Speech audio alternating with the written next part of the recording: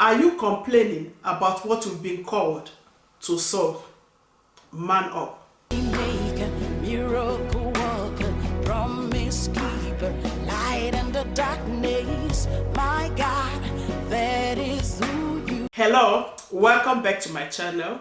If you are new to this channel is all about dreaming again. When dream don't come to pass, what do? You dream again. Today we'll be talking about man up. Man up is a phrasal verb we use when we want to tell you to rise up to the occasion. Most often in life, we complain about everything. The government is not doing this. My spouse is not doing this. My parent didn't do this for me. We have the tendency to complain when things are not moving on the way we want. But have you ever thought of yourself as a solution to that thing you are complaining about? Do you know you were created on this earth to solve a problem, not just to complain? Why are you here? Let's take an example from the Bible. In the book of Judges chapter 6, from verse 12 to 16, we saw a young man, Gideon, when the angel appeared to him, and he said, "Almighty man of valor." Gideon was complaining. Is God with us? If God is with us, why is so and so happening to us? Do you know Gideon was complaining without knowing that he was the solution to the circumstances at that time? What are you complaining about? Is it about your spouse? Most of us have this mindset when we are moving into marriage.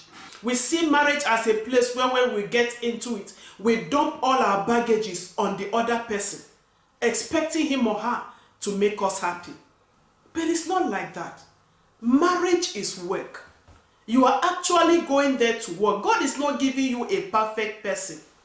God wants us to move with this mindset that I'm going to make somebody's life better. Why are you complaining? He is this, he is that. That's why God brought you there. There are some situations I know, that might be detrimental, that may be life-threatening. I won't say stay in such condition. But why did God send into the life of that person? To make that person's life better. So stop complaining. I'm not saying you are not passing through stuff. Yes, you are passing through stuff. Instead of calling someone to complain, have you ever tried this method? Instead of throwing a pity party, call somebody that have the solution. Before you pick up that phone, before you go to this person to complain, ask yourself this question: why am I going to this person? Does he or she have the solution? Will they prefer a solution to my problem, or just want to talk? Because if you are looking for a solution, you will be intentional about who you share your problem with. Even if you don't know who exactly, but if you are complaining to somebody, have in mind that I'm looking for solution. Then the person will help you to refer you to someone else that will prefer solution. Don't just complain.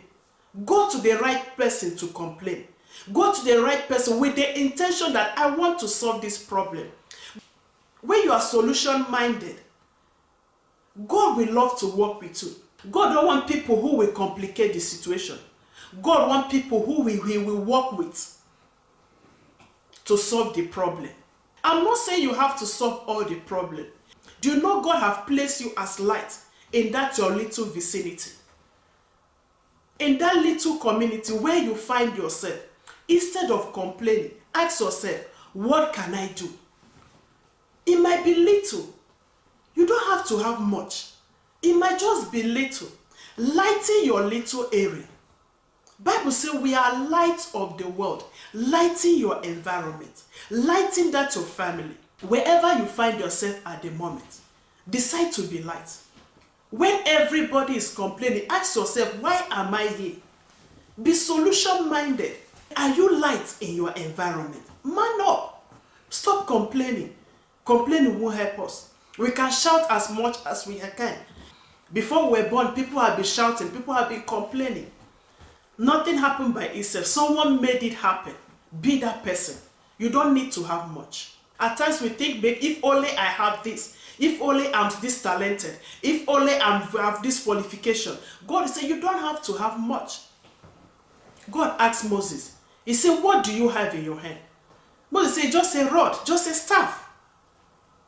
And God so threw it down.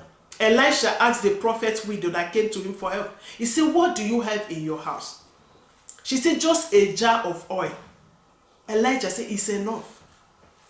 With that jar of oil, God performed miracle. David, all he had to face Goliath was just a sling and 5 smooth stones. My dear, you don't have to have much.